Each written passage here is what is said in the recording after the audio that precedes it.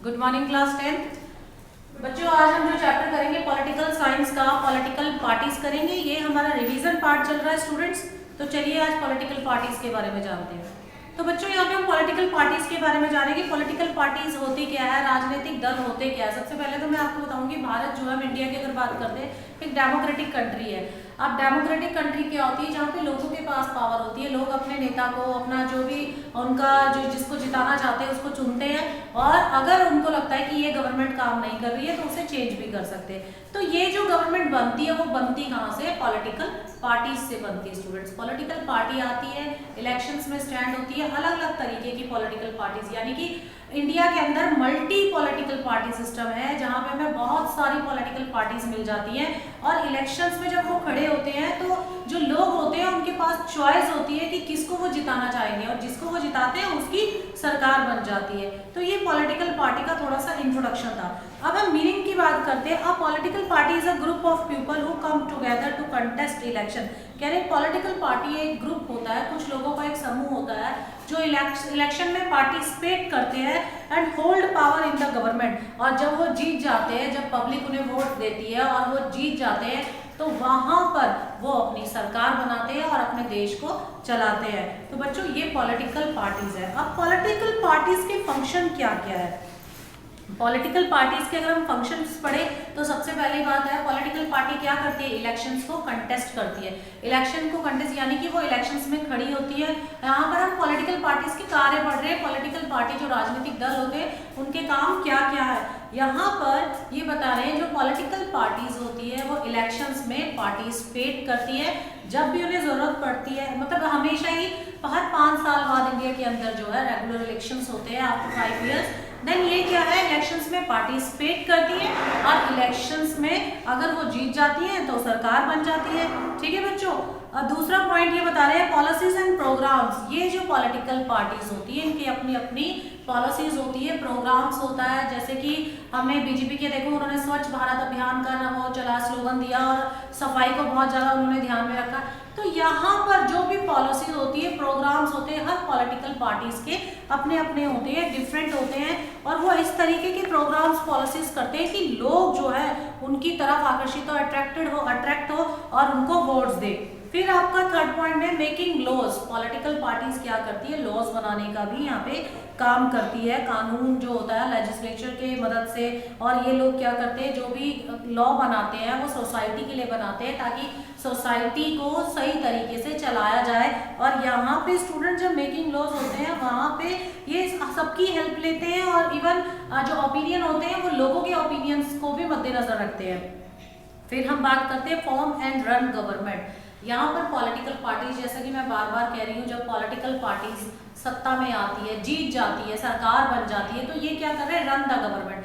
तब जब वो सरकार बन जाती है तो बड़े अच्छे से वो सरकार की गतिविधियों को चलाती हैं, पूरा कारोबार संभालती है। तो सरकार के रूप में जब पॉलिटिकल पार्टी जीत जाती है तो वो एक पॉलिटिकल पार्टी नहीं होती है, वहाँ पर वो एक गवर्नमेंट बन जाती है, और गवर्नमेंट के रूप में वो बहुत अच्छे से काम करते हैं। अब रोल ऑफ ऑपोजिशन स्टूडेंट्स, यहाँ पर ध्यान दीजिए कि जब कोई भी पॉलिटिकल पार्टी काम कर रही होती है, अगर वो जीत जाती है तो वो क्या बनती है, सरकार। पर बाकी की जो नहीं जीतते हैं वो क्या काम करते हैं, ऑपोजिशन का। जैसे आज बीजेपी की गवर्नमेंट है और इंडियन नेशनल कांग्रेस क्या कर रही है, ऑपोजिशन का पार्ट कर रही है। हमारे लिए जितना इम्पोर्टेंट रूलिंग पार्टी होती है उतनी इम्पोर्टेंट ऑपोजिशन पार्टी भी होती है स्टूडेंट्स।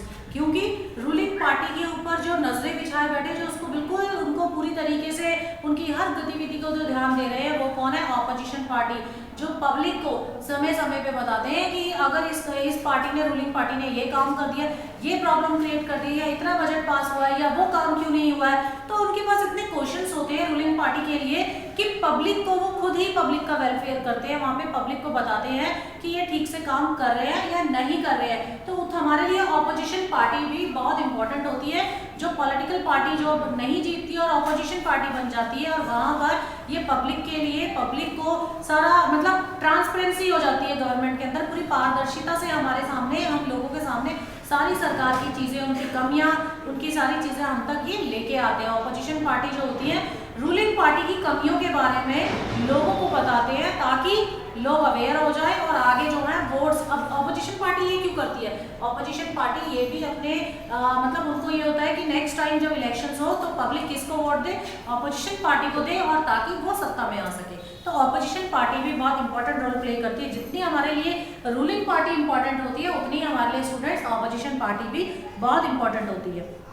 अब पार्टी शेप पब्लिक ओपिनियन, यहाँ पर हम बात करेंगे जो पार्टीज होती हैं वो लोगों के विचार होते हैं उनको मोल्ड कर देते हैं। फॉर एग्जांपल कोई भी पॉलिटिकल पार्टी जा रही है, वो लोगों के बीच में जा रही है, अपना पॉलिसीज प्रोग्राम्स बता रही है, लोगों के ओपिनियन को एकदम अपनी तरफ मोल्ड कर देंगे, उनको शेप दे देंगे और लोगों को वही पॉलिटिकल पार्टी पसंद आने लगेगी और उनको लगेगा कि हमें इसी पॉलिटिकल पार्टी को वोट देना चाहिए।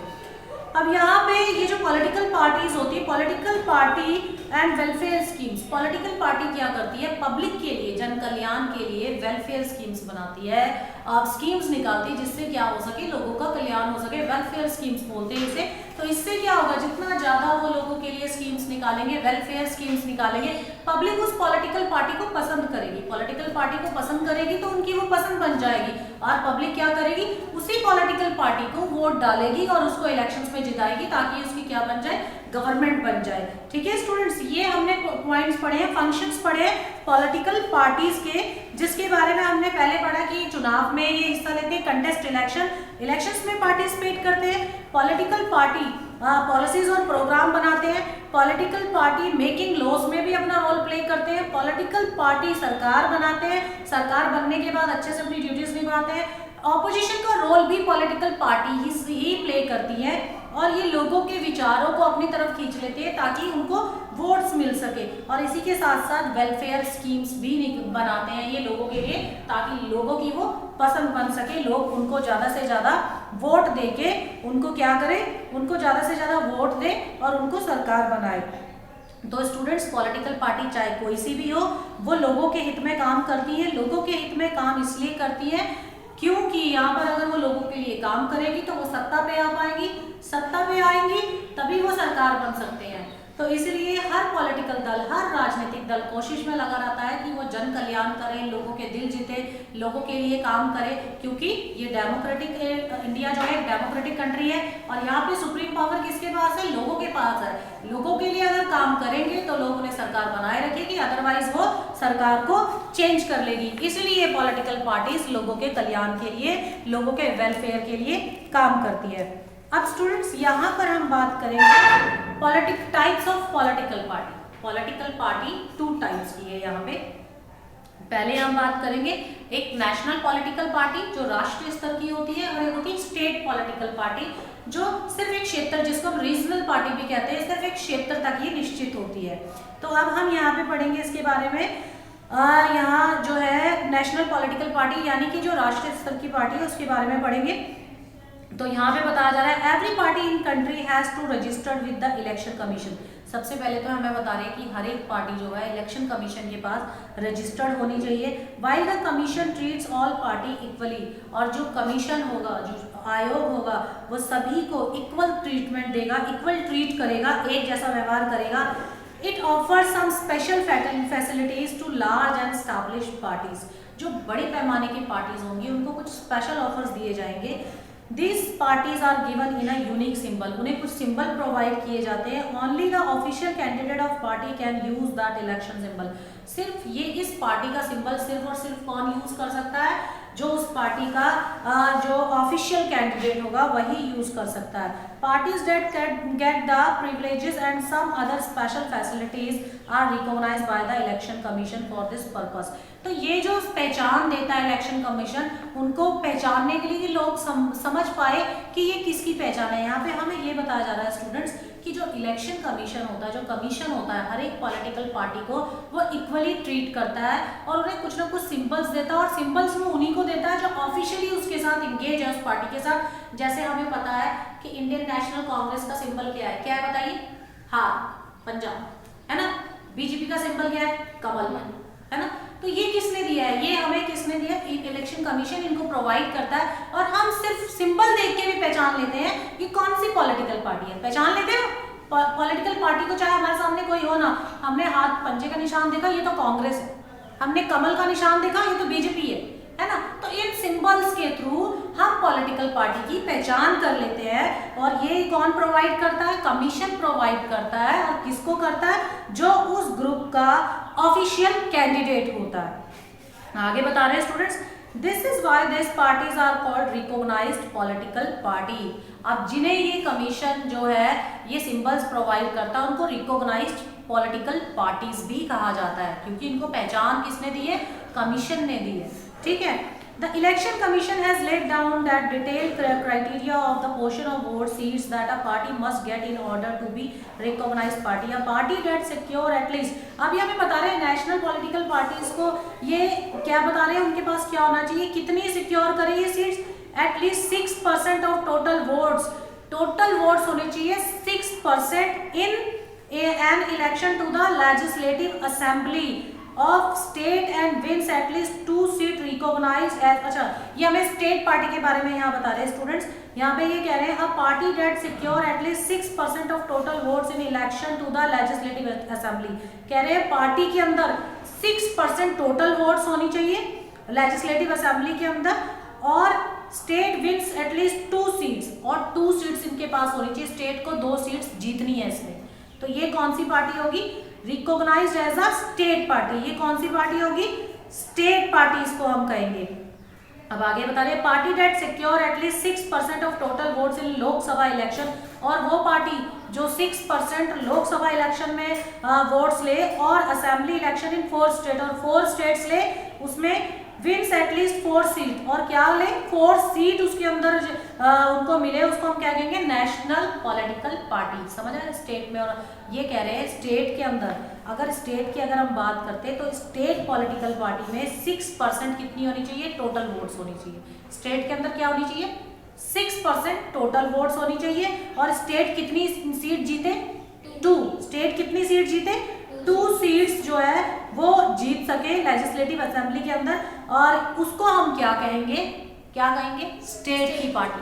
6% वोट, 2 सीट्स, वो है स्टेट पार्टी। और नेशनल पार्टी के लिए क्या बता रहे हैं? Party secure at least 6% of total votes in Lok Sabha election. Lok Sabha के इलेक्शन में कितनी परसेंट सीट्स ले? कितने परसेंट वोट्स ले? 6%। वोट्स कितनी होनी चाहिए? 6% वोट्स हो, और 4 स्टेट्स को वो जीत सके, यानी 4 सीट्स उसके पास हो लोकसभा में as a national political party. तो हमने यहाँ पे नेशनल पॉलिटिकल पार्टी, यहाँ पे क्या है? नेशनल जो पॉलिटिकल पार्टी है, नेशनल पॉलिटिकल पार्टीज और स्टेट पॉलिटिकल पार्टीज हमने क्या देखा? 6% वोट्स नेशनल पॉलिटिकल पार्टीज में भी हम देख रहे हैं, स्टेट में भी 6% वोट्स कह रहे हैं। पर नेशनल पॉलिटिकल पार्टीज में 4 स्टेट्स यानी कि 4 सीट्स किसमें होनी चाहिए? लोकसभा इलेक्शन में कितनी होनी चाहिए?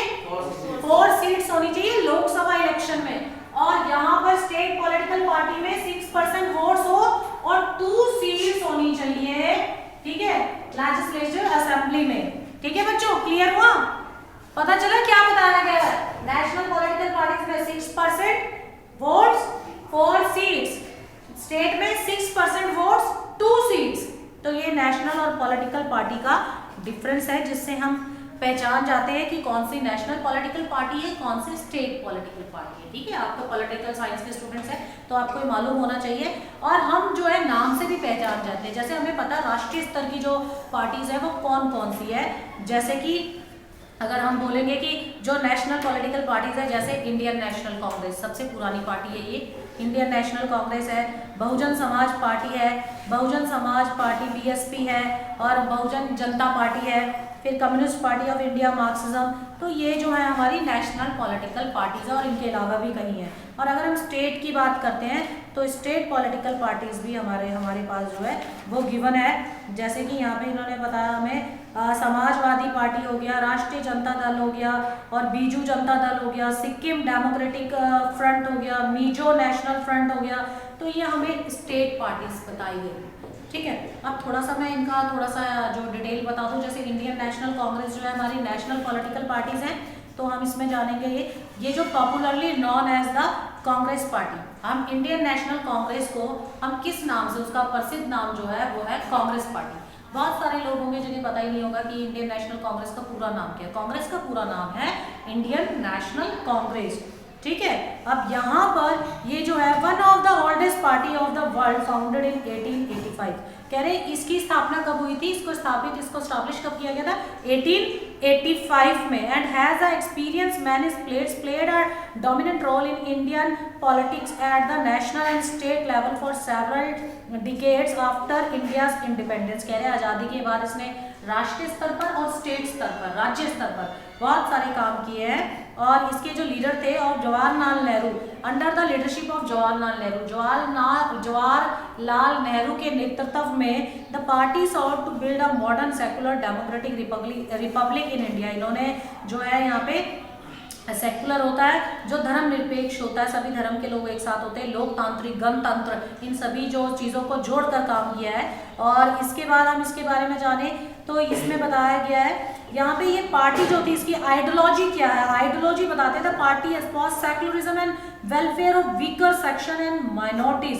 इस पार्टी के बारे में बताया गया है। इसका जो इन्होंने बताया ये काम ज़्यादा किसकी तरफ के लिए बता रहे हैं कि इनका जो मेन आइडियोलॉजी थी वो जो माइनर ग्रुप के लोग हैं, वो जो थोड़े से ग्रुप सोसाइटी में बचे हुए हैं, और वो लोग जो वीकर सेक्शन के, जो गरीब लोग हैं, वीकर सेक्शन है, बहुत गरीब है, और जो माइनर ग्रुप है, थोड़े से ग्रुप बचे हैं, थोड़ा माइनर ग्रुप मतलब थोड़े लोग जो हैं उनके बारे में सोचना, उनका भी डेवलपमेंट करना ताकि वो भी सर उठा के चल सके। तो ये इंडियन नेशनल कांग्रेस बोलती है।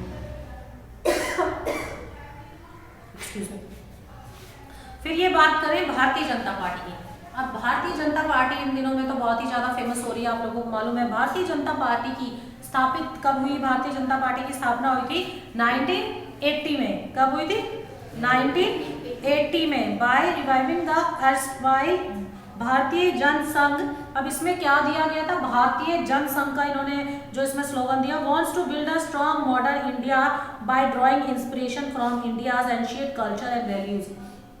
इनका मानना था, इनकी आइडियोलॉजी थी, जो पुरानी समय में जो इंडिया की मतलब इंडिया का जो कल्चर था एंशिएंट समय में, प्राचीन समय में भारत का जो संस्कृति थी, जो मूल्य थे, उनको अपने देश के अंदर वापस लेके आना, जो शुरुआत में थे।